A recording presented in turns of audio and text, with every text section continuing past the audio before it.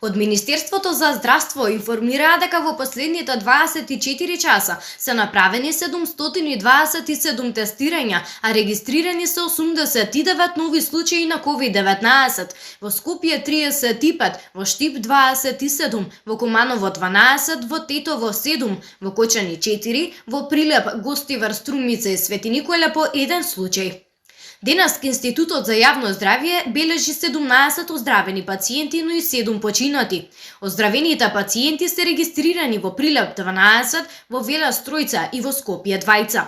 Во градската општа болница 8 септември починаа 6 лица. 2 од Скопје на возраст од 83 и 80 години, 2 од Куманово на возраст од 73 и 66 години, 1 пациент од Струга на 44 години и 1 од Тетово на 65 години. На клиниката за инфективни болести и фебрилни состојби почина 1 пациент од Тетово на 54 години.